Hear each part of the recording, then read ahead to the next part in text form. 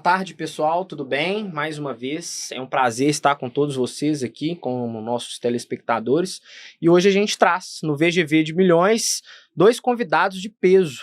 A gente traz aqui, o Renato, da RL Costa, e a gente traz o Sávio, da RS2.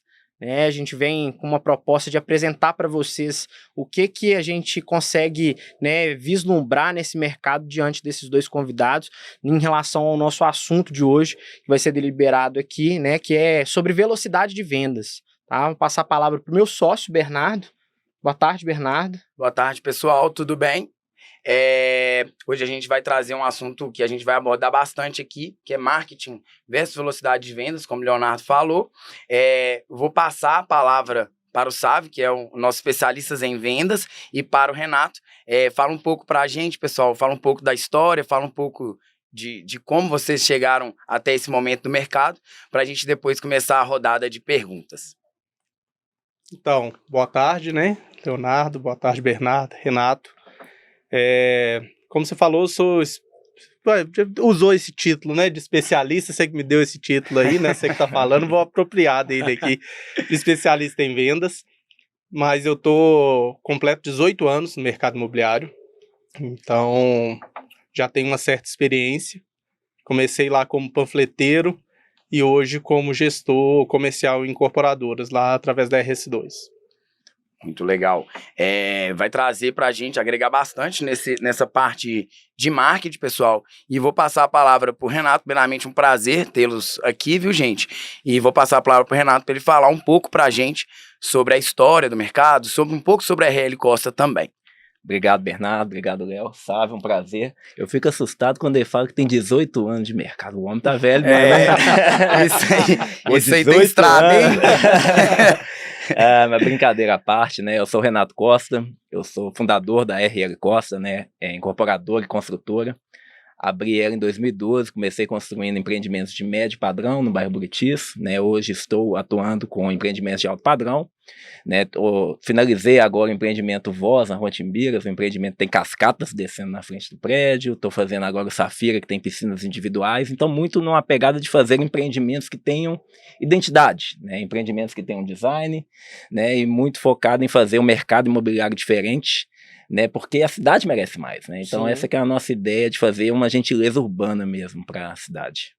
Maravilha, pessoal, é um prazer receber esses dois nomes de peso aqui no nosso programa e a gente vai adentrar um pouco mais sobre esse assunto, velocidade de venda e aí aonde esse assunto vai impactar e aonde ele vai entrar, são vários pontos do mercado imobiliário, e no nosso cotidiano a gente vai tendo, essa dinâmica de entender aonde a gente vai mexer, aonde a gente vai ajustar os setores, o processo como um todo, para a gente obter uma velocidade de venda ideal para um lançamento, eu acho que a gente tem, muito em comum, o Sávio, como mencionou, 18 anos de mercado imobiliário, também não posso ficar para trás, apesar de ser muito novo, estou completando 10 anos de mercado imobiliário também, então é muito gratificante trazer para vocês um conteúdo legal, bacana, como a gente mesmo mencionou, algo bem dinâmico e que seja construtivo para você que está assistindo, que você possa tirar, bastante conhecimento do que vai sair aqui hoje em relação às experiências que a gente já teve, em relação aos nossos dias, dias trabalhando nesse mercado, construindo, vendendo, intermediando, fazendo o que a gente mais gosta, que é conectar com as pessoas, esse é um mercado de pessoas, e como o mesmo Renato mencionou, é uma gentileza urbana para a cidade receber produtos com uma concepção diferenciada, um projeto de arquitetura moderna, então a gente traz também, além disso, a nossa conexão com a pessoa que está comprando, com o cliente, com o consumidor, e a gente busca sempre trazer o quê? A melhor experiência para ele, Bernardo? E até mesmo para você que é corretor de house, poxa, eu trabalho sozinho, sou corretor autônomo, eu trabalho na minha imobiliária, eu tenho a minha imobiliária, então acho que o conteúdo ele hoje vai ser muito rico e muito relevante para você, principalmente em relação aos pontos, aos ganchos de venda, Bernardo? Exatamente. Inclusive esse foi o primeiro tema que a gente decidiu trazer, pela importância que a gente dá a essa velocidade de venda. Até o Renato está aqui para falar sobre isso, mas a importância para uma incorporação, para um lançamento imobiliário, essa velocidade de venda impacta diretamente na rentabilidade dos negócios. Então a gente quis trazer esse assunto e trazer dois nomes de peso aí, que além de tudo tem experiência e muita bagagem para poder agregar para a gente.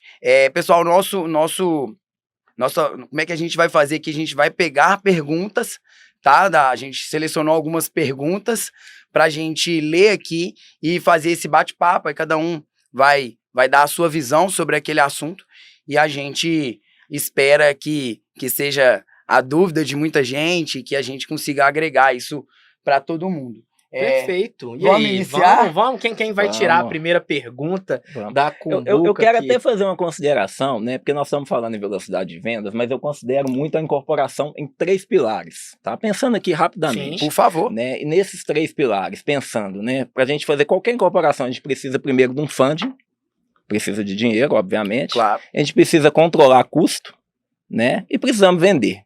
Né? Então nós estamos falando em velocidade de venda, precisamos de venda, mas nós temos esse triângulo. Se a gente não vende, não adianta você controlar custo e você não vai conseguir funding. Né? Então se você chega para um investidor, poxa, eu estou aqui com tudo vendido, você consegue o funding na hora. Né? Então tudo que acontece na incorporação imobiliária depende da velocidade de vendas. Né? Então é importante ter isso como primordial. É exatamente isso que a gente entende, Renato, e é interessante essa visão da incorporação no todo, porque a gente sabe, lógico, se você não controlar custo, não adianta você pode ganhar o dinheiro, vender por quanto for, que se você vender por menos do que você gastou, não adianta nada. E você precisa, como são investimentos altos, você precisa desse fundo, né? É muito importante isso. E a incorporação, ela é muito complexa, porque, por exemplo, você tem um mercado, você compra hoje e vende amanhã. No nosso caso, não, né? Você vai receber o dinheiro somente 4 anos depois. A gente começa aqui a concepção de um produto hoje, compra o terreno, faz uma permuta, depois vai aprovar na prefeitura, que demora cerca de 1 ano, 2 anos, dependendo do empreendimento, para depois começar o registro de incorporação, para depois começar a estratégia de lançamento, de marketing, tudo, para depois começar a construção, e vai receber, se a construção tem 2, 3 anos, vai receber só 6 meses depois que ficar pronto, né? Então, se você não tiver o funding, não tiver essa estruturação bem feita e a venda acontecer, né, é muito complexo. E é interessante, né, você pontuar isso aí, que acho que vai ser um tema que a gente vai abordar nisso aqui, é exatamente isso. A incorporação é um trajeto muito longo e às vezes nós nos preocupamos com a comercialização do produto já nessa fase final. E acho que nós 4 aqui temos bem um alinhamento quanto a isso, né? Mas vai ser importante a gente trazer para o público que a venda ela começa lá na concepção. Sim. Eu ia falar isso agora. Então, as incorporadoras, por vezes, pensam na estratégia comercial já depois do produto aprovado, depois da incorporação registrada. Que é um erro, né? Que é um grande erro do mercado, que atrapalha muito na velocidade de venda. Impacta totalmente, porque aí a posição da agência fica vendido porque tem um produto que às vezes não conversa com o público. Você fez uma estruturação financeira contando com uma estratégia comercial com a velocidade de venda prevista num primeiro momento, que não acontece, e uma frustração comercial até da própria equipe de não conseguir alcançar aquele cliente ideal com aquele produto.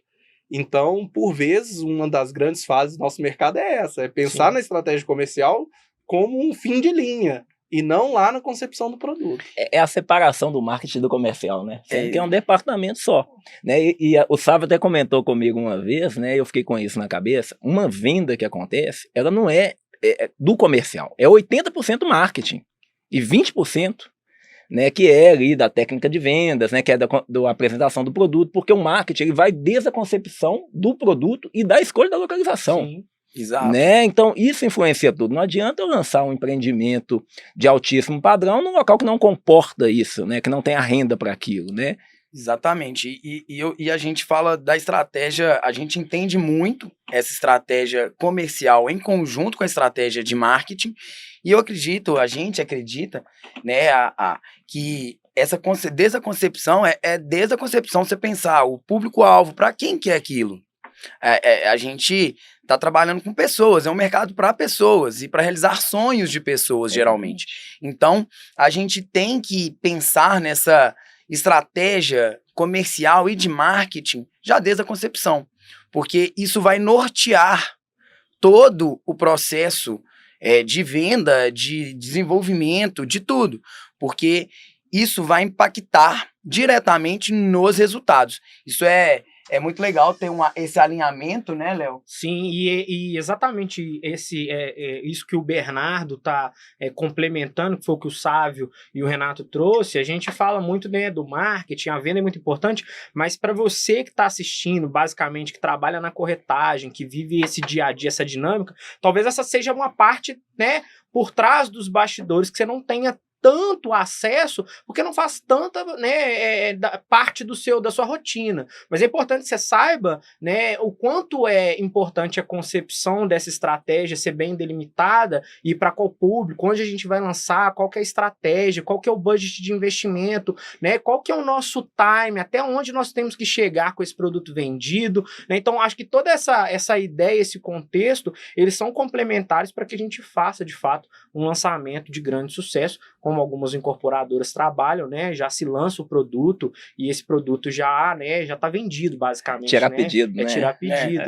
Você já gerou o desejo, né? Que é basicamente, hoje a gente tem, o marketing ele tem 1 milhão de vieses diferentes, de estratégias, de tudo. Só que, basicamente, marketing é seduzir as pessoas a querer ter aquele produto, né? Esse é o cerne do marketing. E o imóvel, ele é um fim, né? Principalmente para o mercado de alto luxo, né? Geralmente o cliente ele não precisa daquele imóvel. E aí a gente vai trazer ele para uma realidade de, olha, essa oportunidade desse imóvel, isso é algo que vai complementar seu estilo de vida. E aí por isso que vem a concepção lá atrás de entender o porquê que a gente vai fazer o produto dessa forma. Poxa, tem uma garagem legal, vamos fazer uma assinatura com um arquiteto diferente. Poxa, tem uma área gourmet, por que a gente não pode procurar um bom restaurante refinado para assinar essa área gourmet? Então, para cada situação perpendicular que vai ter ali dentro daquele produto, você vai ter alguém que gosta muito de design,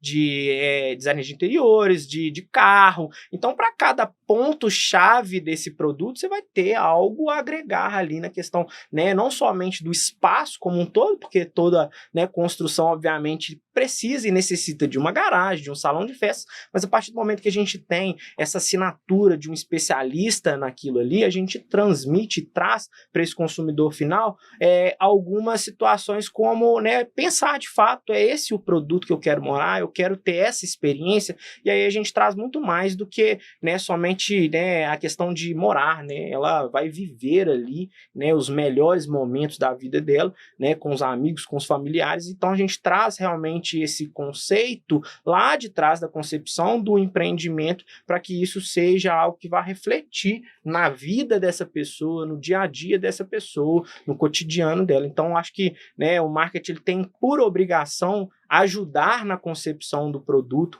criar isso de uma maneira, né, vamos falar assim, né, ser criativo, né, Bernardo? Exatamente. E pensar que nada mais, nada menos que a gente precisa vender. Vender é muito bom, né? Monetiza para todo mundo, é o ideal. Mas o mais gostoso é você ter a satisfação de um cliente que teve uma experiência, né, bem legal com a gente e que esse cliente não seja o cliente que comprou uma vez, né? Aquele cliente na hora do upgrade, ele não procura outra construtora, ele vai para a mesma construtora, para a mesma linha de produto, ele melhora por ali e a gente consegue ter essa relação que a cada dia mais é o que a gente vem buscando nesse mercado, que é essa conexão, esse network com os nossos clientes. Exatamente. E não tem como fazer isso se a gente não pensar no marketing, na venda, desde a concepção. Exatamente. Né? Não tem como, depois que você já criou, sei lá, na hora que... não, agora, tá na hora de fazer a pré-venda. Agora eu vou pensar no conceito para esse empreendimento. Não tem como, já passou a hora. Às vezes a gente tem surpresas que acontecem de consultor-chefe. A pessoa, gente, a estratégia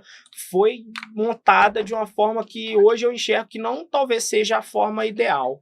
Então a gente traz essa ideia de que se errou a estratégia, a viabilização do produto não aconteceu da forma que você, né, almejava, poxa, tá em tempo ainda de mudar, tá em tempo de reestruturar, vamos trazer essa reestruturação novamente, vamos trazer essa ideia de que isso pode ser reavaliado e, se caso for necessário, a gente vai mexer em várias coisas. A gente vai mexer em viabilidade, tabela, valores, área de lazer, o que vai ser feito. Poxa, poderia ser feito uma área kids, mas acho que é um condomínio menor, mais compacto, para gente mais nova, que trabalha o dia todo e tá pouco tempo. Então, poxa, vamos transformar isso talvez numa, sei lá, numa lavanderia, para dar essa comodidade para essa pessoa. Então a gente vai trabalhando no conceito do produto e vai melhorando esse produto para que ele seja lançado da melhor forma possível, para que a gente tenha, obviamente, o melhor retorno, né, na ponta final, que é onde a gente mais gosta de atuar, né? É na venda, né, na parte comercial, na tratativa com o cliente. Lógico que tudo nessa vida é possível, né? Mas o ideal é a gente já pensar desde a concepção em conjunto. E até porque eu acredito nisso, que o marketing ele traz uma visão diferente do incorporador, né? O incorporador ele tem uma ideia que é geralmente o quê? Diminuir o custo. Geralmente, né? A maioria dos que a gente conversa. E a gente sabe que de vez em quando, são diferenciais, igual você falou do Voz, você falou do Zafira, são diferenciais que vão fazer as pessoas, impactar as pessoas, algo diferente. E isso de trazer uma cidade inteligente, uma cidade mais bonita de se ver mesmo, é muito importante para a gente, para a sociedade como um todo. Vamos começar com as perguntas? Bora? Bora lá. Vou pegar a primeira aqui então, Quero hein? ver, hein? Quero ver, vai ser. Tomara que seja uma bem cabeluda aqui pra nós. Vamos tirar para o ímpar aqui, Renato, para ver quem Primeiro os mais velhos. Pô. Que isso? O Bernardo falou tanto de convidado de peso, tô até olhando aqui no tô- retorno peraí. pra puxar a barriga aqui. Você tá fininho. Vamos dar Você uma tá fininho. Convidado de peso aqui. E a gente tem essa dinâmica, gente. A gente não trabalha só no mercado imobiliário, a gente também é esportista. Né? O cara do pedal, o sábio. Pedal não, corredor, Renato, é Corredor. Vamos lá, gente. Ó, qual estratégia não pode faltar para o sucesso das vendas de um empreendimento? Vou jogar pro Sávio a primeira pergunta. Ô, Bernardo, em cima até do que a gente já conversou aqui, eu acho que o que não pode faltar é clareza de quem é o cliente, sabe? O perfil do cliente ideal que nós falamos. E então acho que isso é o principal. Como o Renato pontuou aqui, nós vemos nos produtos da RL, tem um conceito, tem um propósito, tem com quem quer conversar aquele produto. E isso, por vezes, falta às incorporadoras, faltam aos produtos ter um conceito, ter clareza de para quem aquele produto está sendo feito, por que ele está sendo feito. E então acho que não pode faltar de forma alguma numa estratégia, é clareza de quem é seu cliente. Acho que isso é o principal. Eu quero complementar, né, mas agora saindo um pouquinho da parte de vendas, pegando um parte aqui da financeiro mesmo, não pode faltar para ter sucesso a estruturação financeira, gente. Gente, foca aqui nisso que o Renato tá falando, isso é muito importante para todo o restante funcionar bem, né, Renato? Porque, assim, não adianta a gente ter o cliente ideal, que é muito importante, né? Que quando a gente chega no comercial, você tem que definir o cliente, tem que escolher bem o cliente, né? Não escolher, né? De acordo com o produto que você definiu, para você até não perder tempo e gastar dinheiro errado, né? Porque às vezes você aponta para um lugar errado, sendo que o produto era para aquele público ali. Mas se você não fizer toda uma estruturação bem feita, baseado talvez numa linha mais conservadora, porque assim, vou vender tudo no lançamento. Gente, não é simples assim, né? E você não tendo essa estruturação financeira, né, não tendo um resguardo por trás disso, você está expondo seu caixa. Então, até um ponto que você falou, na minha concepção, não é sobre reduzir custo, é quanto menos eu vou expor meu caixa. Isso é o mais claro para mim, mais importante na incorporação, né? Obviamente, a gente tem que ter uma rentabilidade mínima, né? Ninguém trabalha de graça, né? E para você entrar num negócio de risco, você tem que ter ali um percentual mínimo, obviamente, e o mínimo de exposição de caixa possível, se possível zero, né? Se possível zero. E nesse caso, só aproveitando esse gancho que o Renato traz, esse se possível zero, como que isso funcionaria a grosso modo, de uma forma bem didática, Renato, para que esse telespectador nosso, essa pessoa que está aí nos assistindo, entenda um pouco mais sobre essa questão da incorporação com o mínimo do custo possível? Bom, aquele cenário maravilhoso, né, da maravilha, né? Primeiro momento, um terreno. Você vai comprar um terreno, ao invés de comprar o terreno, você faz uma permuta, né? Só que, obviamente, a melhor localização, você não vai conseguir fazer uma permuta, né? Ou às vezes, né, dependendo da sua marca, dependendo da forma como você lida a negociação, você consegue uma parte, mas alguma parte você tem que colocar dinheiro. Sim. Mas quando você tem que colocar dinheiro, você faz bem digamos, um business plan mesmo, né? Um desenho, uma estruturação legal e apresenta para um investidor e mostra para ele o retorno que você vai ter comparado com a Selic, alguém compra seu projeto, desde o início. Né? Então, você tem que ter pessoas em volta, tem que ter fundos atrás, mostrando ali de acordo com o seu histórico também. O histórico é muito importante, né? Porque tem, digamos assim, um investidor não vai investir num aventureiro, né? E depois disso, velocidade de vendas, né? Chega no ponto ali que você vai fazer o lançamento, realmente aí é velocidade de vendas, né? E obviamente com o investidor do lado, porque você só vai receber recurso mesmo, porque vamos pôr aí uma tabela comum do mercado imobiliário, é 40-60. Se você vender tudo, você vai receber 40%, aí você paga todo o custo. Mas numa situação comum, você não vende tudo durante a obra. É complexo, né? Sempre sobra ali algumas unidades residuais, talvez tenha um ou outro distrato, uma ou outra inadimplência. Então, em algum momento, você vai acabar expondo seu caixa. Então, para isso, você tem que ter ali um fundo, alguém te resguardando do lado. Ou até uma opção que a gente vê muito também é plano empresário de banco, né? Que acontece muito, financiamento com Caixa, ou com Banco Inter, Itaú e outros players aí do mercado. Eu acho que isso reforça muito o tripé que você comentou no começo. Sim. Né? Então, acho que de ter o funding, de ter o produto, de ter velocidade de venda. Então, acho que é complexo para a gente pontuar uma coisa só. Né? Porque senão a gente entraria aqui em algumas camadas assim, e isso iria emergir em várias situações. Fica para um próximo episódio, quando a gente poder entrar nesse... A gente entra mais dentro de incorporação, mas acho que quanto estratégia comercial, até para evitar atritos, né? Todos nós, na nossa experiência aí, Leleco, eu não pode nem falar Leleco, né, porra? Leonardo. Nem porra pode falar também, não. Né? Pode, você tá liberado. Já vai ter um corte. Aqui é casa, todo mundo já conhece a gente. A gente coloca lá para 18 mais esse episódio. Mas que o Leonardo falou, eu até perdi aqui a linha que eu tava colocando aqui.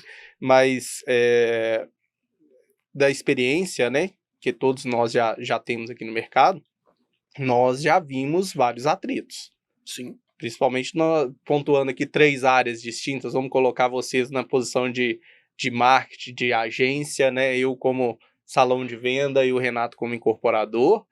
Quando você não tem uma estratégia, um cliente bem definido, um produto que chega de última hora na nossa mesa, vai ter o incorporador frustrado com um produto ali que está consumindo a exposição de caixa dele ali, onde ele perde a noite de sono, que é quem bota o grosso do dinheiro, na verdade, quem faz acontecer. Quem faz acontecer, coloca na reta, né? Quem coloca na reta é o incorporador, né? E gasta um valor relevante de recursos financeiros com uma agência para fazer uma comunicação, que aquilo ali passa para um comercial que tem um custo alto também e que não consegue converter. Então, aí o corretor vai falar que não vende porque o lead é ruim, a agência vai falar que não consegue gerar uma campanha porque o produto não está adequado, e o incorporador vai ficar reclamando que gastou um caminhão de dinheiro.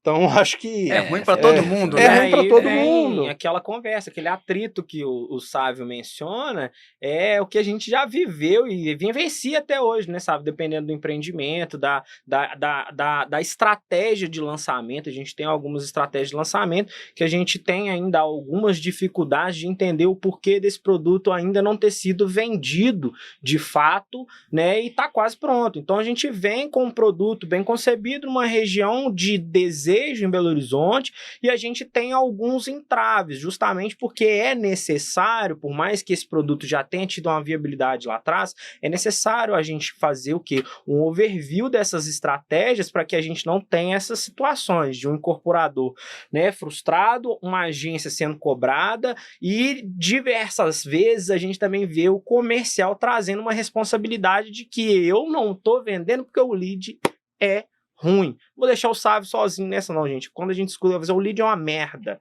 O lead é muito ruim. E aí a gente vai ao encontro dessas situações e a gente começa a entender também, até porque isso já é uma questão que a gente foi muito descredibilizado no passado, quando a gente começou a trabalhar com uma agência focada no mercado imobiliário, que era isso.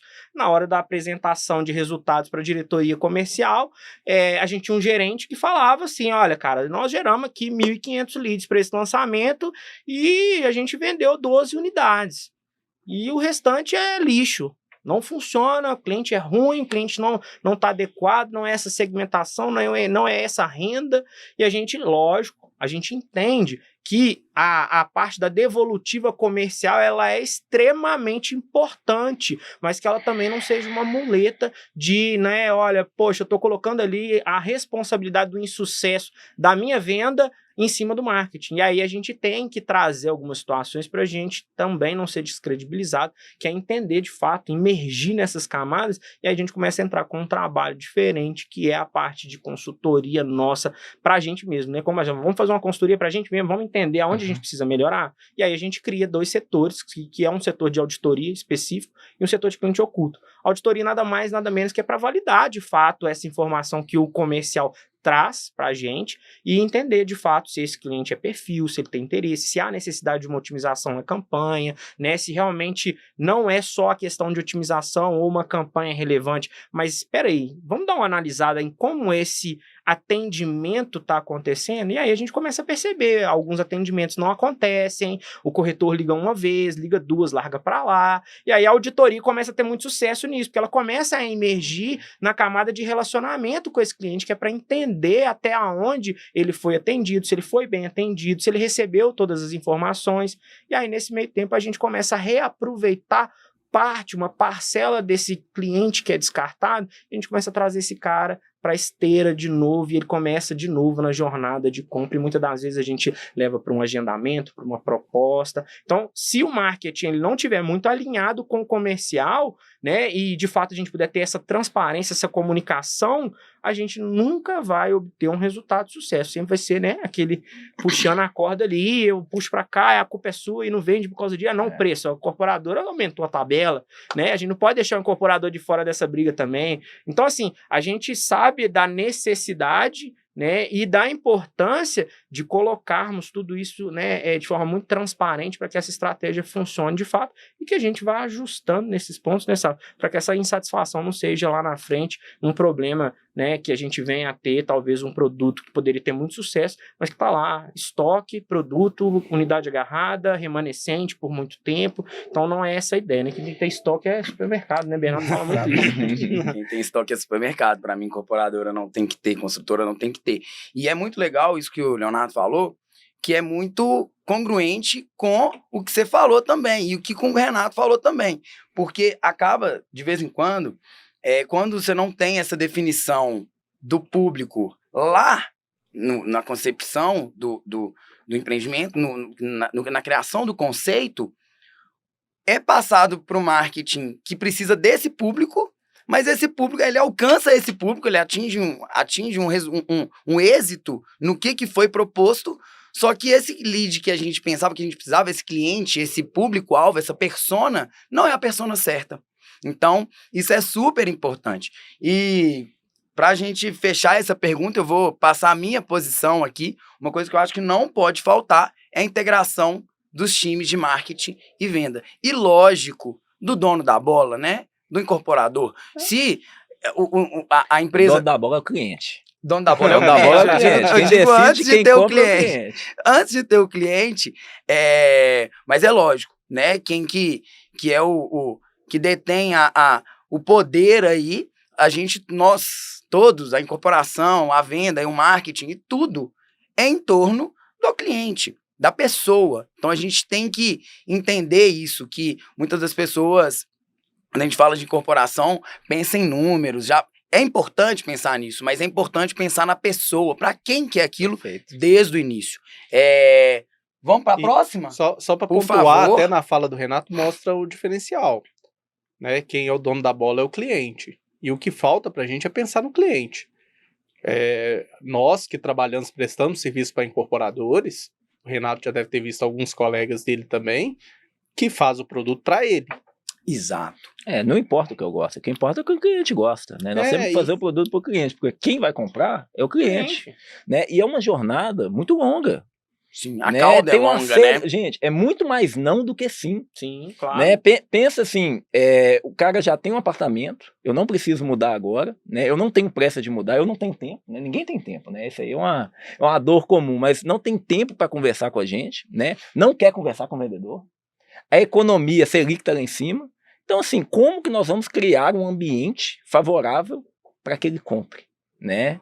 Então, assim, é complexo. Então, basicamente é entender o cliente para depois tudo rodar e acontecer, né? E é muito interessante isso aí, porque falta para o mercado pensar no cliente. Falta entender que o imóvel é o meio. Isso é muito importante. Imóvel não é fim, é meio, é relacionamento, é o cara. meio. Aquilo ali é uma expressão do estilo de vida daquela pessoa, é uma expressão de quem ele é, do que ele busca. E nós focamos muito em dados demográficos, por vezes, e não pensamos em comportamento. Sim. E tratamos como número. E, principalmente, no mercado de alto padrão, o cliente busca personalização. Ele busca exclusividade e ele busca atender o estilo de vida dele. E ele quer resolver algum problema, ele tem alguma carência. Eu não preciso do imóvel. Claro que não, ele não precisa do imóvel, ele já mora. Sim. Não é uma necessidade. Ele não sair daqui compra. Porque eu preciso sair do aluguel, não é essa a necessidade. E a mesma coisa, gente, no mercado do econômico. Claro que com demandas diferentes, mas também ele não compra o imóvel. Ele compra o que aquele imóvel vai representar para ele. Perfeito. O que aquele imóvel vai proporcionar para ele. Seja um estilo de vida, seja o status, seja reconhecimento social, seja qual for o motivo. Seja uma segurança de ter a casa própria. Segurança, estabilidade, aplicação financeira. Sim. Né? Por vezes... Rentabilidade, Por vezes o cliente vai e o corretor fala, como é que eu vou falar de investimento com um cara com a Selic de 13,75? Só que as pessoas racionalizam muito. E deixam de tirar os propósitos, os reais motivadores emocionais e comportamentais da equação. Que é segurança, estabilidade, que é proteção de patrimônio, além de ser um grande investimento, como sempre já se provou ao longo da história no país. É aquela frase que a gente não pode deixar de passar batido, quem compra terra não erra. Então, acho que, né, independente de qualquer situação, se é do médio, do alto, do econômico, enfim, né, existe por trás disso tudo uma questão, né, emocional, que é o que o Sávio está mencionando. Às vezes a gente deixa isso de lado e vai falar muito de números, de plano, de pagamento, de condição, enfim, é muito importante?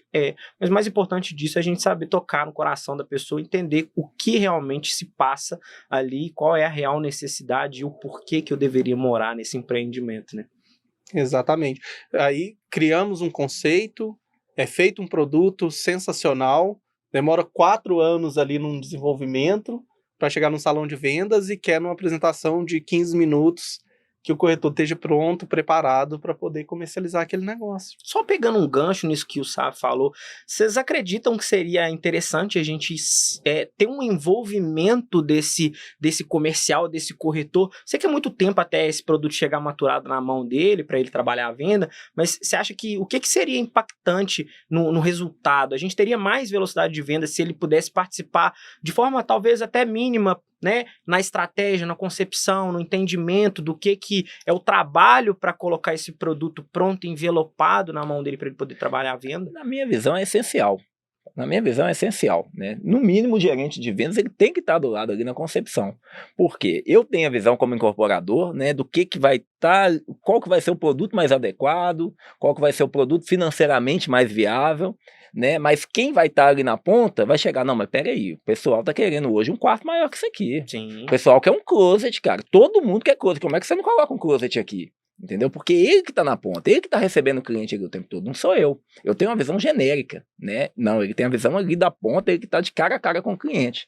Não sei se você compartilha dessa Claro, visão. e assim, acho que nós temos que parar de ficar engavetando os setores nas empresas. Isso aí.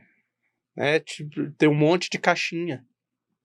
Nós temos que ser não multidisciplinares, né? Agora interdisciplinares o tempo inteiro, e o comercial tem que transitar dentro de todos esses setores, né? Porque é o propósito. O propósito é satisfazer o cliente. E é o comercial que está nessa ponta, né? Vendas e marketing acho que já está difundido, que não tem como separar mais. Sim. Tem que ter uma simbiose entre vendas e marketing, né? Como eu comentei, o Renato pontuou, o que eu entendo é que a venda é feita 80% no marketing, e o marketing está desde a concepção do produto. Então, a gente tem que parar de engavetar as coisas, tirar das caixinhas e nos colocar numa posição de ouvir.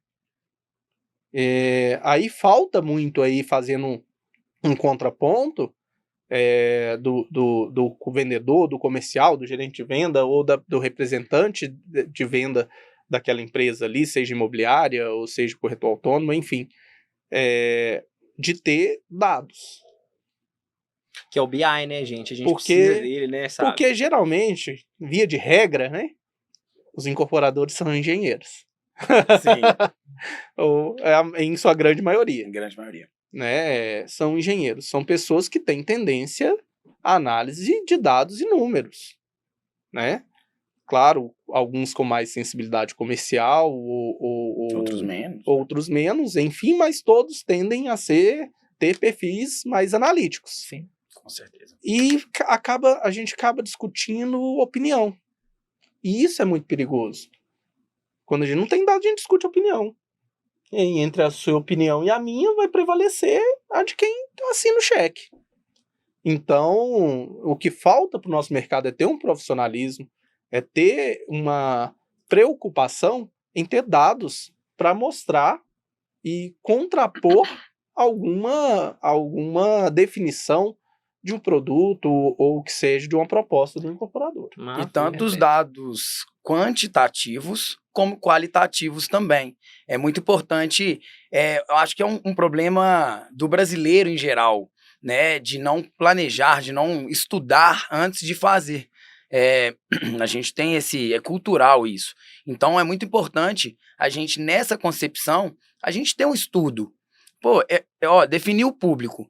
Vamos fazer uma pesquisa com esse público? O que é mais interessante para esse público? E lógico, como a gente está falando de um empreendimento que, principalmente quando ele é maior, tem mais unidades, a gente tem que pensar em diversos diferenciais, igual o Leonardo falou. Por exemplo, gente, vamos pensar aqui numa casa. Tem gente que vai querer, sei lá, uma pessoa que é mais esportista. A academia vai ser um diferencial para ele. O cara que gosta de cozinhar, que tem muita gente que gosta, o que vai ser o diferencial pro cara? Um espaço gourmet, uma cozinha no salão de festas para ele receber os amigos. Então a gente tem que entender, por exemplo, para quem Brasil se gosta muito de carro no mundo, mas no Brasil também o brasileiro gosta muito. Então a garagem vai fazer diferença também. Então a gente tem que... São um conjunto de situações que a gente vislumbra, e quando a gente trabalha com base em achismo, eu acho que a gente poderia fazer isso aqui porque o cliente vai amar, ele vai gostar. Então, quando a gente trabalha com base em dados, a gente minimiza a possibilidade de errar aonde outras pessoas, até mesmo a gente trabalhando, errou. Então, acho que hoje a gente tem muita informação, né? E para você que é gerente de vendas, voltando e recapitulando ali a linha de raciocínio do Renato, não dá para você estar de fora de uma situação de entender de fato o que vai ser lançado, aonde vai ser lançado, se vai lançar 2, 3, 4 quartos, tem suíte, não tem, 2. A gente vê hoje ainda, e eu não consigo ainda compreender, eu acho que é até uma pergunta que o Renato pode trazer para a gente uma resposta mais precisa. Por que 2 quartos com uma vaga, né, na região centro-sul? ainda existe ainda essa pergunta que paira de unidade de 2/4 da região Centro-Sul com uma vaga. A gente tem um déficit hoje, a gente sabe que o transporte, né, quem está na região Centro-Sul tem uma facilidade, né, no deslocamento, né, tem um acesso muito bom para resolver as coisas, mas é um dificultador. Você tem um bom produto, bem localizado, com uma estrutura fantástica, um acabamento descomunal, e aí a gente não tem uma vaga a mais para essa unidade. A gente sabe que esse perfil, esse público, ele tem um carro, uma moto, ou 2 carros, né? Enfim, e a gente traz algumas situações dessa para a mesa para entender de fato e até responder a uma pergunta que você, corretor, faz quando você está lá trabalhando, montando um plano, atendendo um cliente. Poxa, se tivesse mais uma vaga, eu vendia, né? E aí a gente tem que entender também o porquê dessa concepção, por que foi feito dessa forma. Cada cidade, né, cada região tem sua particularidade, né? Quando a gente vai em São Paulo, por exemplo, é muito comum lá lançar 1/4, 2/4 sem vaga, né?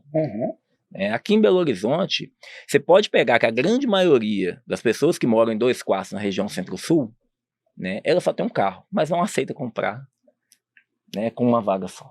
E não desvaloriza o custo da vaga, sei lá quanto que uma vaga na Centro-Sul, 40, 50 mil. Né? Você não consegue abaixar só isso na unidade e vender sem vaga. Realmente cria uma objeção de venda. É impressionante. Não é algo que eu lançaria, né? 2/4 com uma vaga. 1/4 uma vaga é comum. Agora, 2/4 com uma vaga, realmente. Tá aí a resposta para você. E assim, olhando como gestor de incorporação também, do negócio imobiliário como incorporador, quando chega um terreno, você falou cada cidade tem uma particularidade, cada terreno tem uma particularidade, né? Como geometria, altimetria, potencial construtivo, dentre outros fatores são analisados. E às vezes você chega no salão de venda, o corretor fala, mas que incorporador burro, por que ele está lançando 2/4 com uma vaga? E aí ele tem que entender. E aí a gente, sem querer ser redundante, a gente volta lá na mesma técnica que nós estamos discutindo desde o começo. Para quem quer esse produto? É isso aí. O que viabilizou o negócio, seja com funding, seja com rentabilidade, seja com potencial construtivo, ou geometria do terreno que seja, foram 2/4 com uma vaga. Então nós não vamos trabalhar com um cara que já é do Centro-Sul. Exato. Nós vamos trabalhar com um cliente em ascensão social, nós vamos trabalhar com um público que às vezes é mais moderno e mais antenado em questões de sustentabilidade, de locomoção através de transporte público ou de aplicativo. Ou uma pessoa que quer somente um ponto de apoio, né? Que mora um pouquinho mais longe. Só que o que falta é a gente ter clareza de quem é o nosso cliente. Exatamente. E aí a gente retoma esse raciocínio, que é um melhor raciocínio possível para a gente entender que o nosso resultado, né, de sucesso, a nossa performance vai estar muito ligada a isso, a definição desse público, e se esse é um público que precisa e tem uma necessidade, igual você mencionou, né, particularmente falando, é um cara como o Bernardo, por exemplo, que não gosta de andar de carro. Pô, eu tenho meu carro, mas eu odeio dirigir. Você me pega aqui, vamos para uma reunião. Então, assim, você tem, né, essa expectativa e a gente traz essas informações, né, por mais rasas que elas estejam, né, é importante a gente trazer para a mesa até o que a gente vive, o nosso cotidiano, o nosso dia a dia. Então, basicamente, eu acho que deu para elucidar bem sobre essa pergunta, esse questionamento. A gente avançou aqui e a gente foi entrando em várias situações, e é importante até para a gente também receber de vocês que estão nos assistindo esse posicionamento do que vocês querem também, né, ouvir nos próximos episódios em relação a isso, até porque na grande maioria, na totalidade, todas as perguntas que a gente traz para a mesa são perguntas que a gente já veio de uma pesquisa no nosso Instagram, entendendo que de fato esse corretor, esse gerente de vendas, aquele cara que trabalha no setor de arquitetura, né, o pessoal que trabalha ali no marketing, o que eu gostaria de saber, né, sobre um pouco mais desse mercado em relação a esses pontos específicos. Então a gente vai trazer mais uma pergunta da Cumbuca. Agora eu vou pedir para o Renato selecionar aí, escolher e passar para a gente o que né, a gente vai trazer de informação com base nessa pergunta. E aí, Renato? Fala pra gente. Quais as maiores dificuldades encontradas ao conceber um empreendimento que precisa ter velocidade no seu lançamento? Já começa respondendo. Ou você passa a pergunta para alguém, Ou você Não, começa respondendo, eu acho que eu entendo que é mais uma questão, igual você falou, de integração entre os setores, né? Porque a grande maioria dos empreendimentos lançados, né? Eu colocando minha culpa no meio, mas assim, o incorporador ele não envolve a equipe no início. Então, essa dificuldade de não ter envolvido a equipe no início, né? De só chegar, gente, aqui tá pronto, aqui tá a apresentação, roda isso aí, treina a equipe com 15 minutos e o corretor tem que vender. Então, essa dificuldade de não ter essa comunicação, não ter esse engajamento de toda a equipe, né? E até para questionar também, poxa, vamos mudar isso, vamos mudar aquilo, para criar um engajamento mesmo da equipe com o produto, né? Que começa a criar uma identificação, né? uma conexão, uma né? conexão, né? As pessoas começam a gostar mais do produto e começam a vender como se fosse delas mesmo, Exato. né? Começa a falar assim, poxa, eu amo esse produto, eu participei da concepção dele, eu criei junto, né? E muitas vezes o produto já chega pronto, né? Então, no chegar pronto, aí fica aquilo, ó, a culpa é do marketing, a culpa é do incorporador, né? E às vezes acontece realmente, né? Porque não é fácil chegar e vender tudo. Né? Sim. Tem tudo isso que a gente já conversou aqui, né? Tem toda a questão também cultural também, né? Claro. De cada cidade, por exemplo, porque nós estamos num mercado extremamente tradicional, né? Exato. E numa economia flutuante, não flutuante, né? Que nós estamos aí com a Selic alta, né? Mas é algo que, digamos assim, é ruim para o consumidor, né? Sim. Então, eu entendo essa comunicação aí seria um dos pontos principais. Legal. Pegando um gancho nisso que você falou, que eu acho que é super importante, porque quando você chega com ele pronto e fala assim pro marketing, faz a arte, né?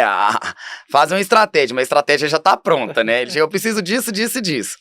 Mas assim, quando a gente participa, tanto marketing como comercial, tô falando eu como os dois, porque eu participo dos dois setores diretamente.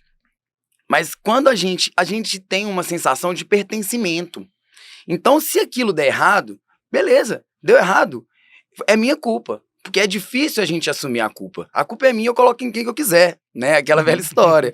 Mas quando a gente participou, o público que tá vindo não é legal. Pô, mas eu participei da concepção do público. Pô, então a gente errou. Vamos voltar aqui todo mundo, sentar e pensar numa nova estratégia?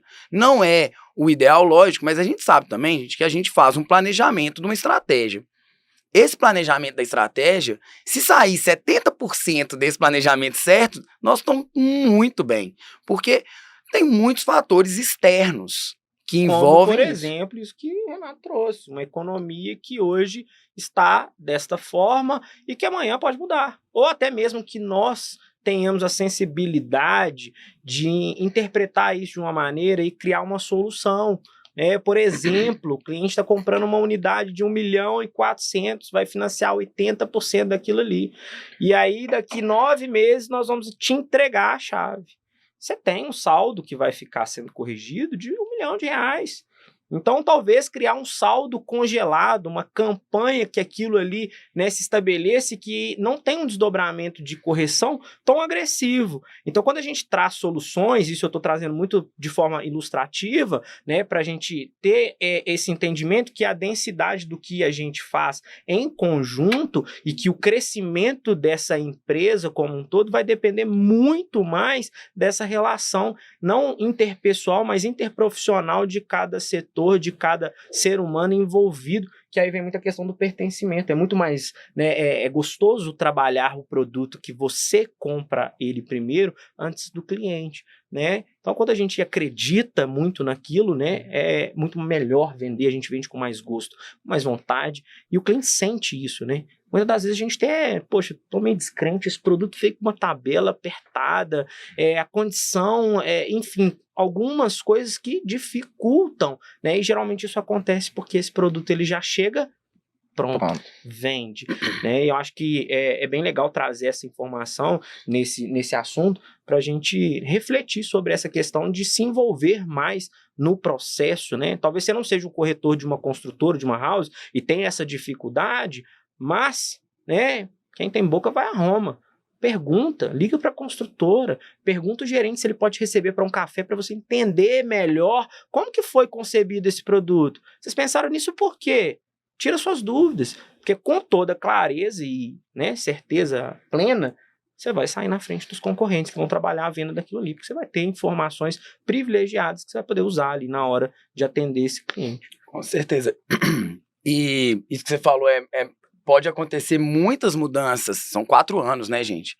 É um ciclo presidencial. Então, pode acontecer muita coisa em fatores externos, mas como pode também o público mudar. Os hábitos de consumo em 4 anos, gente, a gente está falando de uma aceleração das coisas muito grande. A gente tem um exemplo muito bom para a gente falar, que foi a pandemia, né? Então, a gente, por exemplo...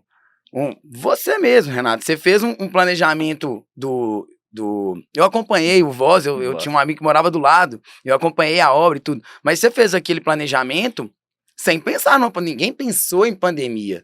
E aí, quando chegou a pandemia, não há planejamento no mundo que planejou uma pandemia. Que previu, né? Não tem como. E isso impactou totalmente. O custo só subiu 50%. Só 50%. E 50 não, foi na casa de 35%. Foi 50, E a gente mas na fica casa de 35%. crucificando o incorporador que reajusta a tabela, né? E assim, por mais que tenha subido o INCC, por mais que a gente tente reajustar, é a mesma coisa de eu chegar para você aqui, ó, o metro quadrado é 10 mil, aí chegou a pandemia, 6 meses depois, ó, vou te vender por 15. Gente, não tem como absorver, não tem como, né? Então, naquele período ali, né, foi um pouco complexo, e por isso que aconteceram muitas vendas, né, naquele período ali, porque não teve esse reajuste de tabela, né, as pessoas foram enxergando, porque a Selic estava lá embaixo, né, a Selic estava 2,5, né, Sim, as pessoas foram enxergando, e também as pessoas foram questionando o jeito de morar também, né. Exatamente. Pô, eu não fico em casa, eu comecei a olhar para essa parede aqui, pô, tô incomodado com essa parede aqui, aí você vai lá, ou quebra a parede, ou pinta a parede, ou compra uma casa, posso morar num lugar melhor, né, posso investir mais em mim mesmo, né. Efeito que gerou na pandemia de um olhar diferente do consumo do imóvel, né? Que é aquele cara que, poxa, um condomínio fechado, né? Um pouco distante aqui da cidade, que a gente uma viu casa, muito, né? A gente viu esse comportamento. Vai ser o novo normal, todo mundo vai trabalhar de home office. Então, e hoje a gente tá tendo um efeito rebote, eu não sei se vocês estão reparando. É. Tem gente que subiu ali pra Brumadinho, Alphaville. Casa Branca, Alphaville, e que hoje tá tendo, assim, talvez uma forma de repensar, né? Poxa, eu tenho que ter alguma coisa aqui no Centro-Sul para que eu tenha um deslocamento menor ou que talvez a minha vida aconteça com mais tranquilidade, né? É o público de 2 quartos com uma vaga. Em 2019, só se falava em apartamento funcional. Sim. Né? Era o que estava em alta, metro quadrado cara, metro quadrado não utilizado e todo mundo para os apartamentos compactos funcionais. Veio a pandemia, nós tivemos uma migração para as cidades da região metropolitana, para os condomínios, casas e afins. Então, e acaba que a gente tem visto, claro que mudou, muitos hábitos de consumo, mudaram, mas a gente está meio voltando para o velho normal. Sim. Né? O trabalho presencial, claro que muitas empresas flexibilizaram, muitas entenderam que não há essa necessidade, mas como nós estamos numa região extremamente tradicional, né, conservadora, a gente tem voltado para o velho normal. O novo normal a gente viu que foi um curto período. Exatamente. E isso tudo impacta no conceito e na velocidade de venda, no ciclo de venda. Impacta muito o ciclo de venda, que é algo muito importante na velocidade de venda, é um dos índices que a gente tem que estudar, até para o investidor, isso é muito importante, né? O investidor, beleza, eu vou investir aqui, eu quero ver o histórico. O ciclo de venda, quanto tempo que demorou para fazer cada venda, as taxas de conversão, é tudo muito importante, muito analisado, e a gente sabe, né, gente? A gente passou por isso agora, e a gente já tem uma visão de o que acontece no momento e depois a gente está vendo aqui o que está acontecendo depois, que é um retorno, né? Muita gente que comprou em Alphaville, Lagoa Santa, Brumadinho, ou vendendo lá para voltar, ou aquilo ali virou uma casa de campo, mas ele tem um apartamento aqui também, mais perto das coisas, porque isso a gente tá voltando pro velho normal, né? O novo normal, enfim. Então, assim, dessa abordagem, desse Tema, assunto, desse tema que a gente traz, a gente tenta trazer um máximo de clareza, né, e um conselho de vários especialistas na mesa para que a gente possa, né, compartilhar e trazer o máximo de conteúdo relevante para você que está vendo, para você que está assistindo, né? Vai selecionar mais uma perguntinha aqui. Tá tempo? Vamos, né? Vamos, não vamos? Vamos. Tá tempo? Bora. Acho que dá, acho que Eu dá. tenho a mão boa aqui para pegar Cê- isso aqui. Vamos ver. Deixa o nosso convidado pegar a Melhor pergunta, melhor, não é? Vamos. Então, vamos Como é que é os mais velhos primeiro, né? Mais velho primeiro? Por isso que eu Mas fiquei tô por pegando no último. seu pé mesmo, hein, sabe?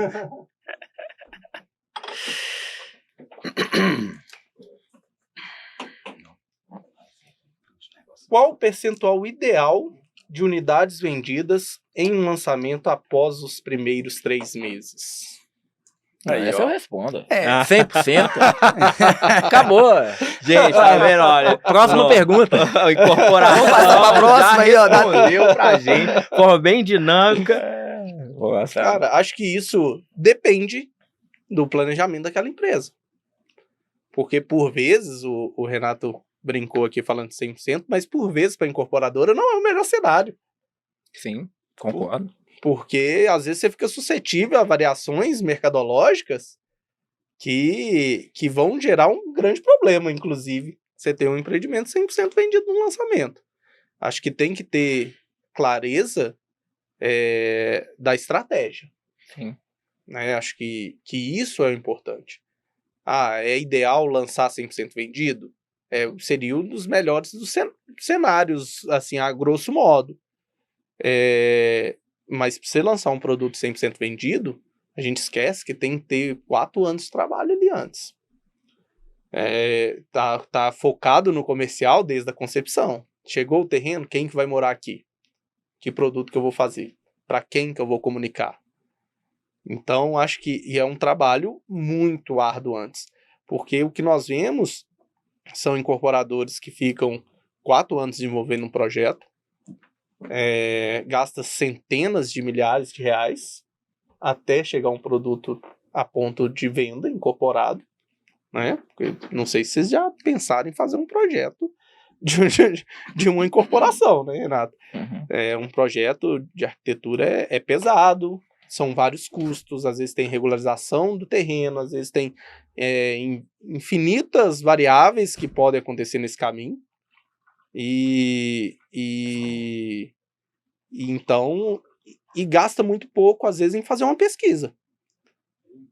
Se for uma pesquisa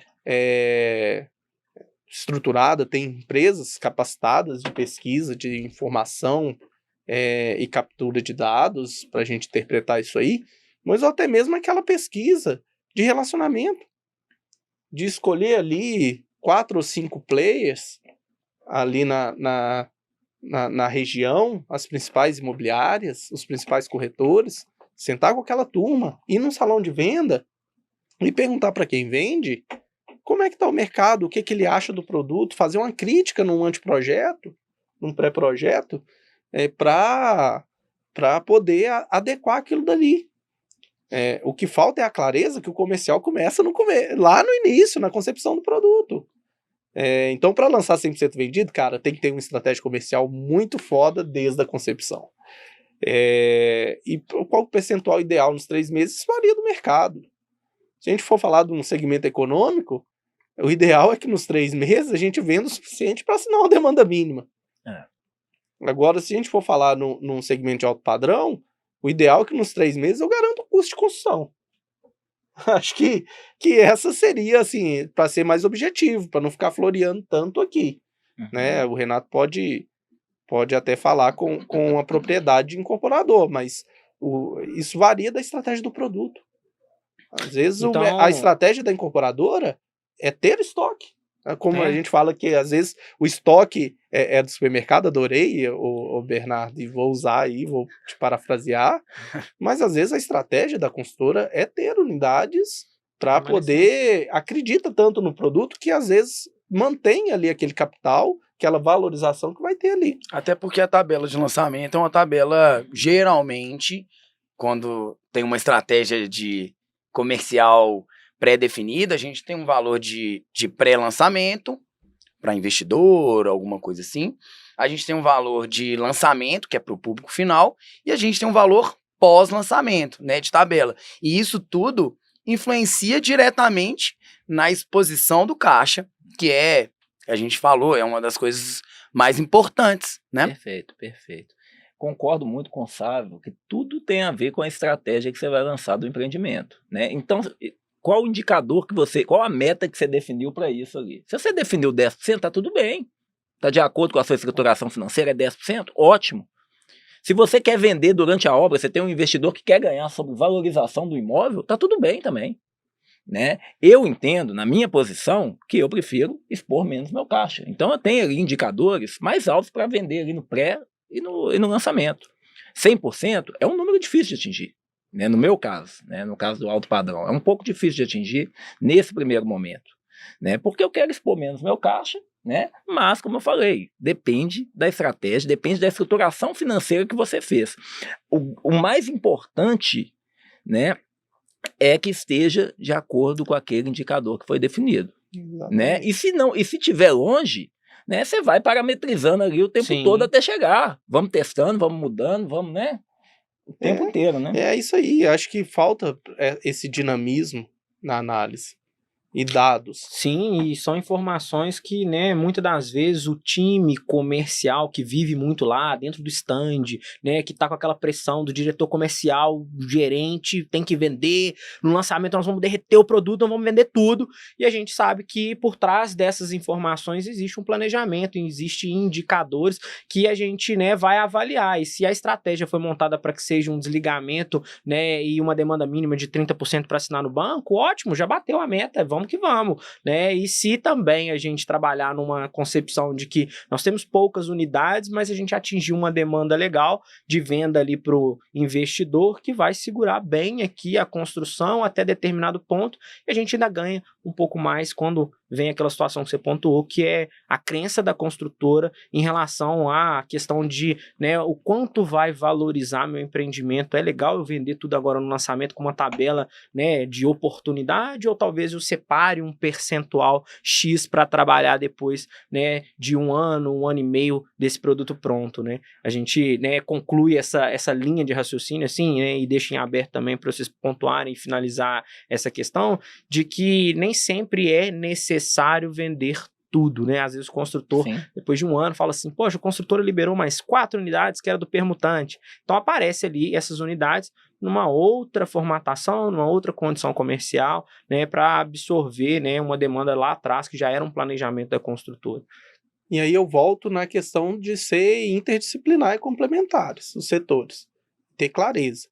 Porque o que acontece é, às vezes, eu como corretor, tá no salão de venda, essa construtora podia ter vendido tudo no lançamento. Mas o cara, depois que vendeu 10%, ele aumentou X na tabela, bateu 20%, ele aumentou mais X na tabela, bateu 30%, ele aumentou mais X na tabela, porque isso está muito claro na cabeça do incorporador, que ele precisa fazer a estruturação financeira dele. E que se ele vender tudo naquele preço, não vai atingir o percentual que ele precisa de rentabilidade ou para cobrir o custo.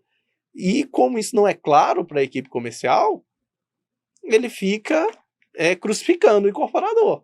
Que, na verdade, a gente volta num assunto, né, na parte macro que a gente vem falando, que é o tema de velocidade de vendas, é onde que vai impactar totalmente a velocidade de vendas. Talvez a velocidade na nossa cabeça a gente assimila assim, a ser sempre mais rápido, a vender rápido. Não. Talvez a velocidade de venda, ela exista num determinado ponto, mas que aquele gráfico vai fazer assim, ó, vai começar a diminuir a velocidade de venda consecutivamente por alguns fatores de, né, reajuste de tabela, enfim, entre outros fatores. Então, a gente chega no final dessa conclusão desse raciocínio, desse tema que a gente aborda, né, e traz aí, né, para você que está nos assistindo, mais um VGV de milhões com pessoas de milhões, com profissionais de milhões, com informações e conteúdos que vão, né, engrandecer o nosso dia a dia, a nossa experiência como profissional nessa área. E, obviamente, né, a nossa intenção é sempre trazer o que há de melhor na região, né, de Belo Horizonte e Centro-Sul, não só também aqui, mas na grande BH como um todo, dos profissionais que hoje representam não só a parte comercial para a própria empresa, mas que representam um diferencial no mercado, né, como uma coisa que ficou muito marcada desde o dia que eu te conheci, Renato. Foi uma coisa que eu levei em consideração e eu venho refletindo sobre isso.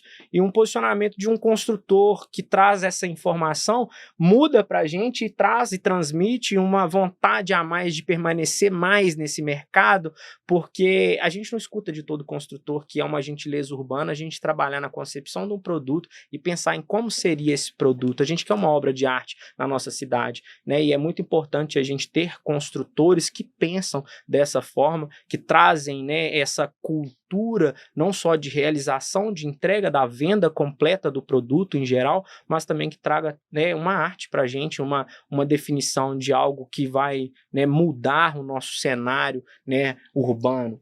Exatamente. Pessoal, primeiramente, muito obrigado pelo Sávio e Renato por esse bate-papo. Foi muito engrandecedor pra gente, muito legal. E a gente tem Presentear vocês Entrega com pra eles aí, algo, ué. né, que... Esse é do Renato. Renato. Que isso. Bacana. Personalizado, hein, cara? Personalizado. Isso é uma forma que nossa mesmo. de agradecer vocês pela participação e por trazer, né, e a gente sabe do tempo, né, como é muito corrido, e acho que 1 hora sentado aqui, trocando essa ideia e podendo dividir com vocês esse tipo de conteúdo, é muito enriquecedor, não só pra gente, mas para quem está nos assistindo. Né, eu acho que é uma maneira da gente comungar do mesmo assunto, até porque a gente tem um déficit na nossa região desse tipo de situação, desse tipo de troca, né? E eu acho que essa troca vai trazer pra gente, né, momentos de refletir, de trazer um conceito, de pensar fora da caixa, e é isso que a gente quer, essa troca, que ela seja cada dia mais dinâmica, né? E a gente agradece mais Exatamente. uma vez Passo a palavra, presença passamos de a palavra, vocês né, aqui, Léo, né? pro Sávio, pro Renato, para eles finalizarem, se despedir da gente. A gente tá finalizando, passou rápido, né? Sempre Pois boa é, falar presença, 1 hora. passa É, rápido. passou rápido, rapaz. Mas eu que agradeço o convite de vocês, uma honra participar. É sempre bom, né? Falar um pouquinho do mercado imobiliário, falar um pouquinho dessas dificuldades, né? E falar também do futuro, né? Nós estamos falando aqui de coisas que nós já estamos projetando para frente, pensando coisas diferentes, né? Pensando o cliente no centro de tudo, né? Porque até um ponto aqui que a gente não comentou, porque acontece muito do melhor cliente é sempre o próximo, né? E eu acho que nós colocamos aqui o cliente no centro, acho que cumprimos nosso propósito aqui, então fico agradecido pelo convite. Eu agradeço também o convite de vocês, é sempre um prazer, né, estar junto, estar aqui ao lado do Renato também, que é uma pessoa diferente no mercado, então acho que isso atrai muito essa convivência, e acho que a iniciativa do VGV de Milhões é muito importante. E aqui já nesse primeiro episódio, trazendo a figura do incorporador, e falando de velocidade de venda como estratégia de concepção de produto, que acho que isso falta para o nosso salão de venda, falta para o corretor, falta para o gerente de venda, essa clareza, sabe, do propósito, dos porquês. Acho que isso é muito importante, e a iniciativa de vocês em trazer isso aí é trazer informação, é trazer educação, né? E o corretor ele só vai se atualizar, se capacitar tendo um conteúdo de qualidade para poder falar com ele. Então acho que eu como corretor me sinto privilegiado de poder participar e de poder trazer o meu olhar, a minha percepção sobre incorporação imobiliária aqui junto com vocês. Maravilha. Pessoal, mais uma vez, a gente agradece a presença de todos. A gente encerra esse episódio de hoje, né, com essa turma de peso, Renato, incorporações aí maravilhosas dentro da cidade de Belo Horizonte, com muita coisa, muita novidade que ele vai trazer também em novos produtos. Sávio, né, mais de 150 milhões em VGV aí, em vendas, né, chaves entregues, famílias, né, pessoas. Então, acho que a gente traz aí, tanto na nossa dinâmica como apresentador, né, algo diferente, enriquecedor, igual o Sábio falou, e a gente encerra mais uma vez aqui o nosso, né, bate-papo, e a gente busca trazer aí no próximo episódio mais uma turma de peso com conteúdo relevante para que a gente possa desfrutar de mais alguns temas que a gente subjuga, né, importantíssimo, para que você também entenda não só a parte que a gente está muito acostumado, tá, corretor e corretora, né, mas também o outro lado da moeda e o tanto, né, e o quanto é difícil conceber um produto para entregar para você trabalhar, né, um produto com qualidade, com preço, né, com flexibilidade, de poder tratar com um incorporador, de ver a flexibilidade do comercial, né, nessa questão também, e a integração da nossa profissão como publicitário, né, como marqueteiro, né, no negócio, que também faz toda a diferença para a viabilidade desse empreendimento aí, para esse lançamento de sucesso. Pessoal, muito obrigado. Passar a palavra para o Bernardo aqui, para ele também deixar esse finalzinho aí para a gente do que vai ser o próximo episódio. Gente, finalizando, muito obrigado por todo mundo. A gente espera que tenha sido engrandecedor para todo mundo, que vocês apliquem. Não adianta a gente falar as coisas e não aplicar, testar, implementar. Isso é muito importante também. E a gente está aberto, é um canal que a gente quer deixar aberto para o mercado, para perguntas, interações. É isso que a gente quer. Muito obrigado a todo mundo, muito obrigado aos convidados e até a próxima, pessoal.